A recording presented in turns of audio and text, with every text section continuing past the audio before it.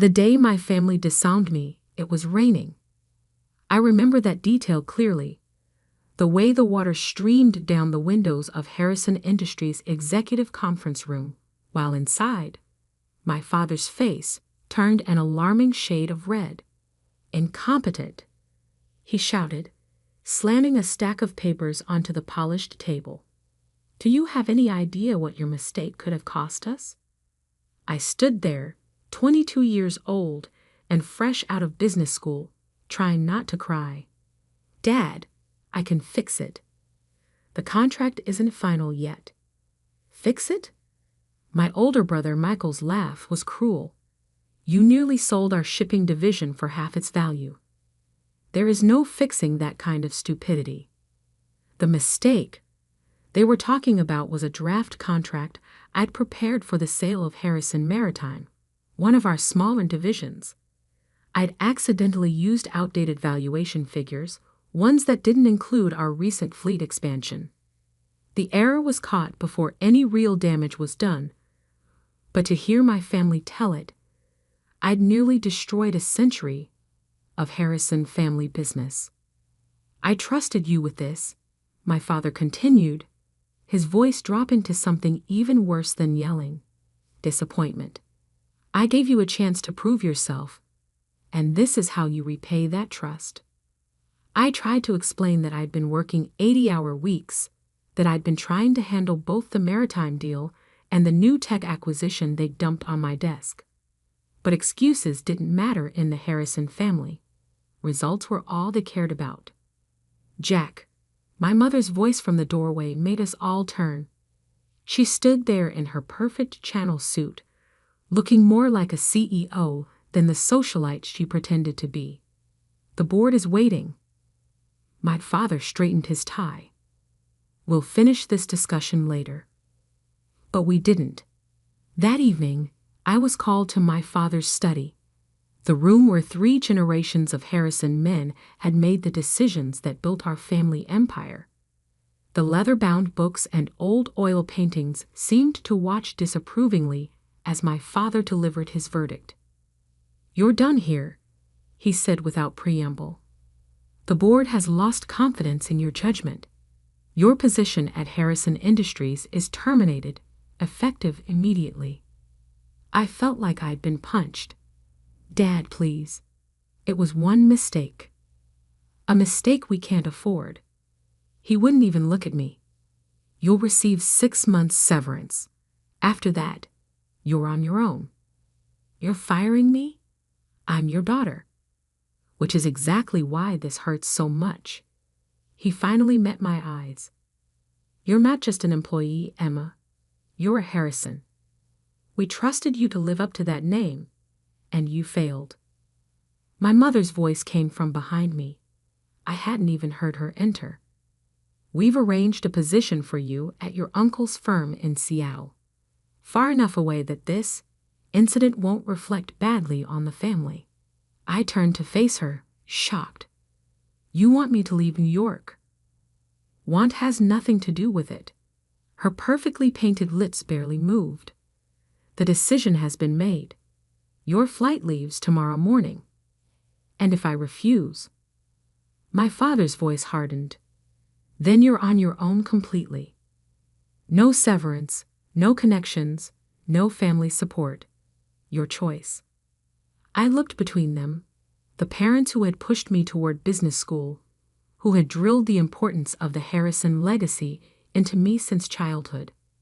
Now they were casting me aside over one mistake. "Some choice," I whispered. Only one person in the family stood up for me that night: my grandfather, Thomas Harrison Thielen, the man who had turned our regional shipping company into a global corporate empire. He stormed into my father's study just as I was leaving, his weathered face dark with anger. "Jack, you fool," he growled at my father. "You have no idea what you're throwing away." But my father stood firm. "Dad, the board has already—" "The board?" Grandpa's laugh was bitter. "You mean those yes-men you surrounded yourself with? The ones who forgot what built this company in the first place. I had never seen my grandfather so angry. He turned to me, his expression softening. "Emma, dear, come stay with me. We'll sort this out." But I was already shaking my head. The humiliation was too fresh, the pain too raw. "No, Grandpa, they've made their choice." I left that night, ignoring my mother's carefully planned Seattle arrangement.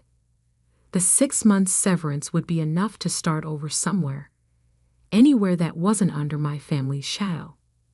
What I didn't know then was that my grandfather had already set something in motion, something that wouldn't be revealed until 10 years later, when his will would turn the Harrison family upside down. That night, I checked into a hotel using my personal credit card, soon to be my only credit card, once my corporate accounts were frozen. I sat on the generic floral bedspread and opened my laptop, staring at the draft contract that had supposedly destroyed my future. Except, something wasn't right. I had worked on dozens of contracts during my brief time at Harrison Industries. I knew my own writing style, my own formatting preferences. This contract was different. Small things, spacing, font choices, even some of the language, were off. With trembling fingers, I pulled up the original file from my secured backup drive. The differences were subtle but unmistakable. Someone had altered my work before it reached the board. Someone had wanted me to fail. I thought about my brother Michael's smirk, the way he had been so quick to condemn my mistake, the way he had positioned himself as the only competent heir to the Harrison empire. My grandfather's voice echoed in my head. "You have no idea what you're throwing away." But maybe I did. Maybe I understood exactly what had happened, and why. I closed my laptop and walked to the window, watching the city lights blur through the rain. 10 years ago, my great-grandfather had passed control of Harrison Industries to my grandfather instead of his older brother, a decision that had shocked the business world. History, it seemed, had a way of repeating itself in our family. My phone buzzed. A text from my grandfather. "Nothing is what it seems, Emma. Watch. Wait. Learn." I took a deep breath, making a decision that would shape the next decade of my life. I would not run to Seattle. I would not fade quietly into obscurity. I would watch. I would wait. And most importantly, I would learn exactly how deep this betrayal went. What my family didn't know, what even my grandfather couldn't have predicted, was that their mistake was about to turn into their worst nightmare. Because the contract I had actually prepared, the one that had been altered without my knowledge, it contained a hidden clause, a small but crucial detail that would only become apparent years later. A detail that would give me control of Harrison Maritime's most valuable assets, right when the family needed them most. I smiled at my reflection in the rain-streaked window. They thought they were teaching me a lesson about failure. Instead, they were about to learn one about underestimating the wrong person. My grandfather's next text arrived just as I was falling asleep. "Remember, dear, in business, as in chess, the queen is the most powerful piece on the board, even if some fools think she's just a pawn." I didn't understand his message then, but I would. Oh, how I would. 10 years is a long time to wait for revenge. But my grandfather taught me that patience was worth more than gold in the business world, and he was right. I spent the first year building my cover, a small consulting firm in Boston, far enough from New York to avoid family scrutiny, but close enough to keep tabs on Harrison Industries. My grandfather's cryptic messages continued, each one teaching me something new about our family empire. "Watch the shipping manifests for the Singapore route," he would text. Or, Pay attention to the Anderson merger terms. Small breadcrumbs that helped me understand the bigger picture. The mistake that got me fired? It wasn't just about the maritime division. That contract had been a test. One designed to show the board that I wasn't fit to lead. What my brother Michael hadn't realized was that I had left my own test hidden in the fine print. Clause 23.4, subsection B, buried in the technical specifications. In the event of division restructuring or transfer of assets, original signatory maintains first right of refusal on all Pacific Rim shipping routes and associated infrastructure. A clause that would mean nothing for years, until Harrison Industries decided to restructure their entire shipping operation, which, according to my grandfather's intelligence, was exactly what they were planning. I built my new life carefully, layer by layer. My consulting firm, Phoenix Maritime Solutions, specialized in shipping logistics and port management.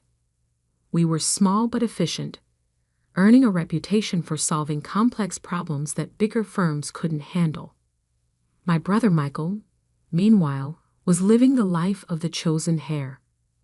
I watched from afar as he appeared in business magazines, accepting awards and making grand promises about Harrison Industries' future.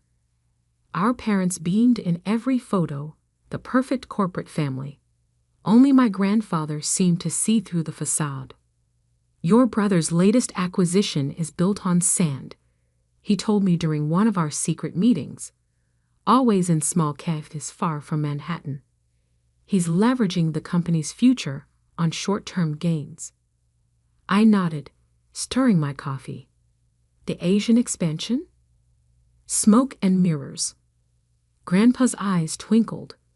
He's using the maritime division's assets as collateral, thinking they're worth more than they are. Because he never understood the real value was in the routes, not the ships, I finished. Exactly. He reached into his briefcase. Now, about those route licenses coming up for renewal. We spent the next hour reviewing documents that would have made my father's blood pressure spike. My grandfather wasn't just keeping me informed. He was teaching me how to take back what was rightfully mine. The years passed. I grew Phoenix Maritime Solutions into a respected name in the industry, though I stayed carefully out of the spotlight. My employees were handpicked, loyal, and well compensated for their discretion. None of them knew about my connection to Harrison Industries. I dated occasionally, but never seriously. The last man I trusted with my real identity had run straight to my brother with the information. After that, I kept my personal life as carefully controlled as my business one. My parents sent obligatory Christmas cards to my Boston address, cards I never responded to. Each year, they included a note about how well Michael was doing, how the company was thriving under his leadership. I filed each card away in a folder labeled Motivation. Then, 3 years ago, everything started changing. The cracks in Michael's perfect facade began to show. First came the whispers about missed payments to major suppliers. Then rumors of delayed shipments and angry clients. Harrison Industries' stock price, while still strong, showed troubling fluctuations. "Your brother mortgaged the company's future," my grandfather explained during what would turn out to be our last meeting. "Now those bills are coming due." He looked tired that day, more so than usual. I should have recognized it as a warning sign. "The board is starting to ask questions," he continued. "About the maritime division especially. The restructuring plan. Will trigger my clause," I finished, "if they try to sell off or reorganize the shipping routes. You'll have first right of refusal." He smiled proudly. "The clause they never noticed, hidden in the contract they used to destroy you." 2 months later, my grandfather had a stroke. The doctors said it was quick, painless. The official announcement praised him as a titan of industry. the man who built Harrison Industries into a global power. I attended the funeral, of course, standing in the back of the church, watching my family play their roles of grieving heirs. Michael gave a touching eulogy about learning business at our grandfather's knee. I nearly laughed out loud at that. The only thing Michael had learned from Grandpa was how to take credit for other people's work. My parents saw me, but didn't approach. Maybe they were ashamed. More likely, they were worried I would cause a scene. I left before the reception, driving straight to my lawyer's office. "Your grandfather's will reading is scheduled for next week," she informed me. He was very specific about the timing. I nodded, unsurprised. Everything about my grandfather was specific and carefully planned.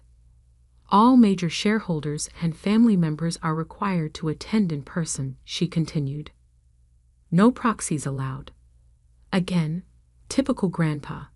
He would want everyone there to witness whatever he had planned. The next week passed in a blur of preparation. I reviewed every document, every contract, every piece of information my grandfather had shared over the past decade. Phoenix Maritime Solutions was positioned perfectly, cash reserves high, credit lines secure, relationships with key players solidified.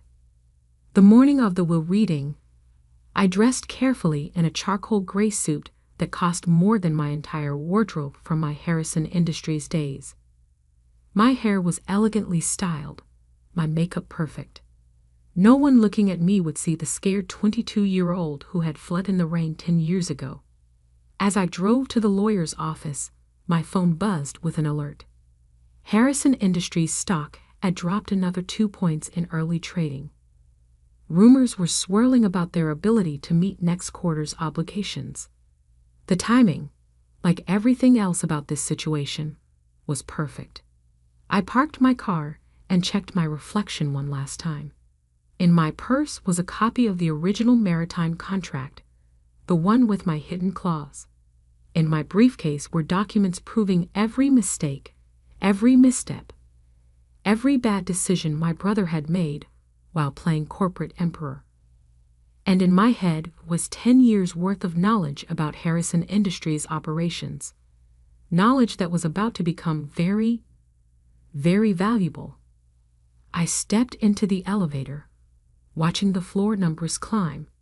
My grandfather's last text message played in my mind. The game is won before the first piece moves. The doors opened onto a floor full of familiar faces frozen in shock. My father dropped his coffee cup. My mother's perfect mask cracked. And my brother Michael, the golden child, the chosen heir, turned white as a sheet. "Hello, family," I said calmly. "Shall we begin?" The conference room at Caldwell and Associates law firm crackled with tension. My family had arranged themselves exactly as I expected. Michael at the head of the table, our parents flanking him like royal advisors. The board members filled the remaining seats, all carefully avoiding my gaze. Mr. Caldwell, my grandfather's personal attorney for over 40 years, cleared his throat. "Before we begin, I should note that Thomas was very specific about the order in which his will should be read. He left detailed instructions." Yes, Michael interrupted. "Can we get on with it? Some of us have a company to run." I bit back a smile. In a few minutes, that statement would be hilariously ironic. Mr. Caldwell opened an envelope, his expression carefully neutral. "Very well. This is the last will and testament of Thomas Harrison AI. The first few items were standard: personal belongings to various family members, charitable donations, arrangements for his staff." My mother dabbed at her eyes with a monogrammed handkerchief when he left her his antique jewelry collection. My father nodded approvingly at the size of the charitable endowments. Then came the part everyone was waiting for. Regarding Harrison Industries, Mr. Caldwell paused, adjusting his glasses. The situation is complex. Michael leaned forward. Complex how? The succession plan was clear. As CEO, as interim CEO, Mr. Caldwell corrected. Your position, like many things, was temporary pending the reading of this will. The room went silent. I watched the color drain from my brother's face as Mr. Caldwell continued reading. To my grandson, Michael, I leave these words of wisdom. Power without understanding is like a ship without a rudder. You sought control, but never learned why our company worked. You chased growth without appreciating the foundation that supported it. And most tragically, you betrayed your own sister to advance yourself. Michael shot to his feet. This is ridiculous. I didn't. Sit down, Mr. Caldwell said firmly. There's more.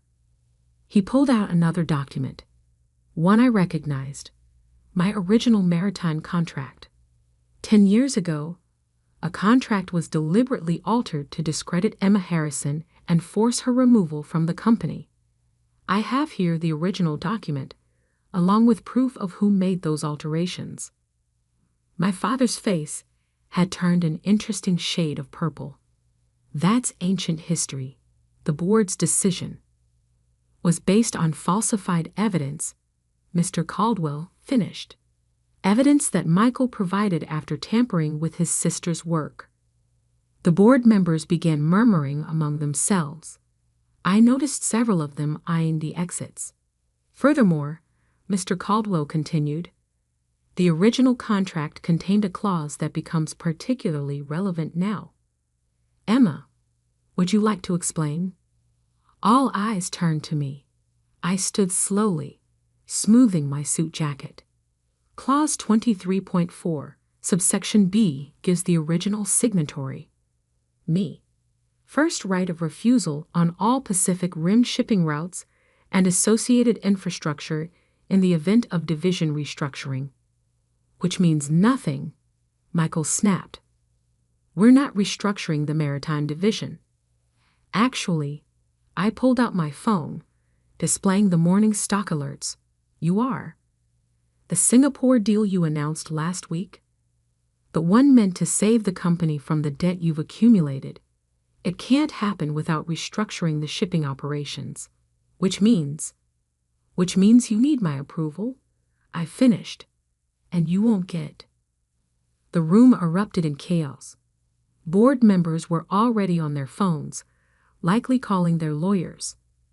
My mother had actual tears running down her face, ruining her perfect makeup.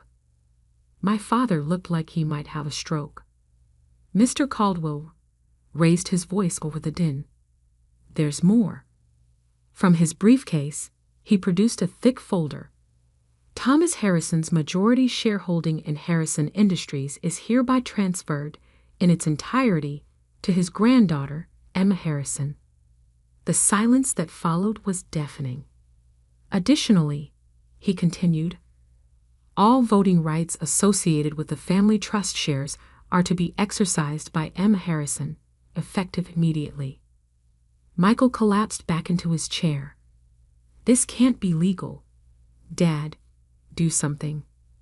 But our father was staring at another document Mr. Caldwell had placed on the table, a detailed report of Harrison Industries' finances under Michael's leadership. Your grandfather spent the last 10 years documenting every mistake, every poor decision, every instance of mismanagement. Mr. Caldwell explained. He worked closely with Emma to understand the true state of the company while you were all believing your own press releases. I stepped forward, placing my own folder on the table. Phoenix Maritime Solutions, my company, has spent years building relationships with the clients you've been neglecting. We've secured contracts you didn't even know were available. And now you own us, my father whispered. No, I corrected. I own what's mine. What should have been mine 10 years ago, before you chose to believe lies over truth? Mr. Caldwell cleared his throat. There's one final item. A letter Thomas wanted read aloud. He opened a sealed envelope and began reading. To my family. Power doesn't come from titles or boardroom theatrics. It comes from understanding. Understanding your business, your people, and most importantly, yourself. 10 years ago, you cast aside the one person who truly understood what made Harrison Industries work. You chose flash over substance, greed over growth, betrayal over loyalty. Emma didn't just survive your betrayal, she thrived despite it. While you were all watching Michael play CEO, she was learning every aspect of this industry. She built her own success while watching you destroy your inheritance. Consider this my final lesson in business. True leadership isn't about who can grab power fastest. It's about who can wield it wisely. Emma, the company is yours. Make it what it should have been all along. To the rest of you, learn from this if you can. With love and disappointment in equal measure, Thomas Harrison A.E. Michael was the first to break the silence. You planned this. All of it. You and Grandpa. No, I cut him off. You planned this the day you decided to forge documents to destroy my career. Grandpa and I just made sure you'd face the consequences. I turned to the board members. A car is waiting outside to take you to Phoenix Maritime's offices. My team will brief you on the restructuring plan we've developed. Those who wish to remain with the company will have the opportunity to prove their value. Those who don't, I smiled. Well, I hear my brother will be looking for work soon. You can't just walk in here and take over, my father protested weakly. Actually, that's exactly what I'm doing. I gathered my documents. The shareholders' meeting is in 1 hour. I suggest you all decide whose side you're on before then. I headed for the door, then paused. Oh, and Michael? Clear out your office by 5. I'm moving in tomorrow. The next few weeks were exactly what you'd expect when a decade of mismanagement comes to light. The press had a field day with the story. Harrison Harris returns. The greatest corporate comeback in history was my personal favorite headline. The shareholders, seeing the detailed plans I'd developed with my grandfather, overwhelmingly supported the transition. Harrison Industries' stock price stabilized, then began to climb as we implemented changes. Michael, predictably, tried to sue. His case fell apart when our father, finally facing the truth about his chosen heir, testified about the document forgery from 10 years ago. My mother attempted reconciliation in her own way. Lunch invitations, shopping offers, suggestions that we should all just move forward as a family. I declined every invitation. Some bridges, once burned, should stay ashes. 1 month after taking control, I stood in my grandfather's old office, my office now, looking out over the city. On my desk sat the contract that had started everything, framed as a reminder that sometimes losing is just winning in disguise. My phone buzzed, a text from an unknown number. I opened it to find a photo of my grandfather, taken the day he caught Michael altering my work. He'd kept it all these years, waiting for the right moment. Below the photo was a message, scheduled to be sent after his death. The Queen has taken her throne. Checkmate, my dear. Checkmate. I smiled, touching the frame of that old contract. The family that cast me out had thought they were ending my story. Instead, they had only written its beginning. And now, finally, they understood exactly what they had thrown away.